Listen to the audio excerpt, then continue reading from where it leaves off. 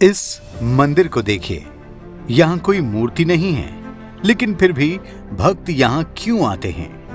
भले ही यहाँ भगवान की कोई मूर्ति न हो, लेकिन इस मंदिर को देखकर ऐसा नहीं लग रहा कि यहाँ हर जगह भगवान नहीं है।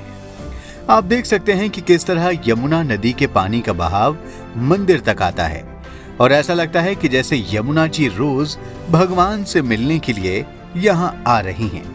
आइए आज ऐसे मंदिर की बात करते हैं जहाँ किसी भगवान की कोई मूर्ति नहीं है, लेकिन फिर भी भक्तों को हो ही जाते हैं भगवान के दर्शन। दोस्तों, हम लोग मंदिर क्यों जाते हैं?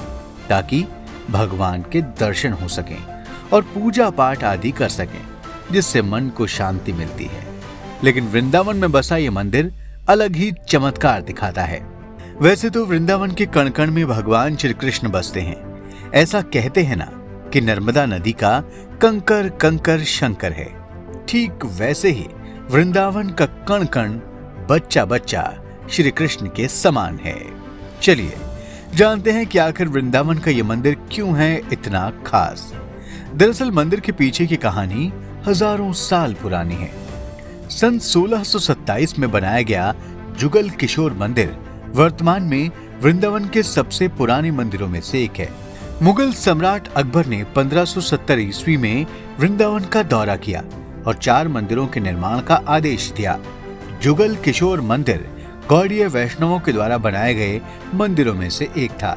वृंदावन के निचले छोर पर प्रसिद्ध केशी घाट पर बने मंदिर का निर्माण आखिर में राजा संबत ने किया था। फिर आगे ये अगले मुगल सम्राट जहांगीर के शासनकाल में 1684 में पूरा हुआ। अकबर द्वारा कहे गए और 3 प्राचीन मंदिरों की तरह ये मंदिर भी लाल बलुआ पत्थर से बनाया गया था और जुगल किशोर की मूर्ति की स्थापना की गई थी। इस मंदिर के मेन गेट पर जहां भगवान श्री कृष्ण एक उंगली पर पर्वत को उठाए हुए नजर आते हैं, तो वहीं दूसरी छवि में भगवान गाय चराते हुए नजर आएंगे। इस मंदिर के निर्माण को लेकर एक और जानकारी मिलती है कि भगवान श्री युगल किशोर की यह मूर्ति हरिराम व्यास को 1620 की माघ शुक्ल एकादशी को वृंदावन के किशोर वन नामक एक स्थान पर मिली थी। फिर हरिराम व्यास ने प्रतिमा को उसी स्थान पर प्रतिष्ठित किया।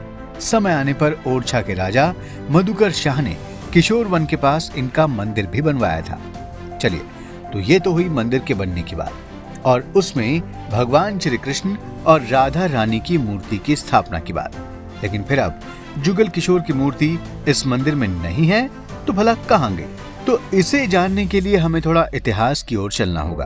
दरअसल मुगल शासक औरंगजेब के शासनकाल में भारत के लाखों मंदिरों को तोड़ा गया, जिसमें वृंदावन के भी अनेक मंदिरों को ध्वस्त कर दिया गया।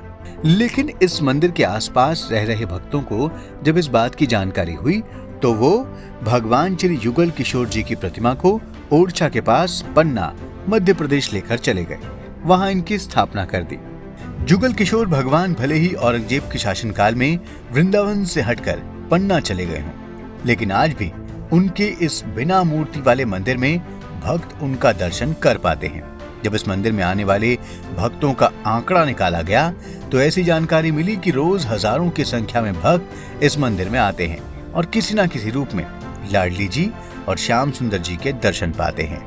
तो दोस्तों, इस मंदिर के बारे में जानकर ऐसा लगता है कि भगवान अपने भक्तों को दर्शन देने के लिए किसी न किसी रूप में जरूर आते हैं। वो कहते हैं ना कि भगवान के घर अंधेर नहीं है, एक न एक दिन सच्चे भक्त को भगवान मिल ही जाते हैं। तो मित्रों, उम्मीद है कि आपको हमारा वीडियो जरूर अच्छा लगा होगा। तो आप इसे लाइक और शेयर करें और हाँ, ऐसे ही वीडियोस पाने के लिए हमारे चैनल को सब्सक्राइब करना न भूलें।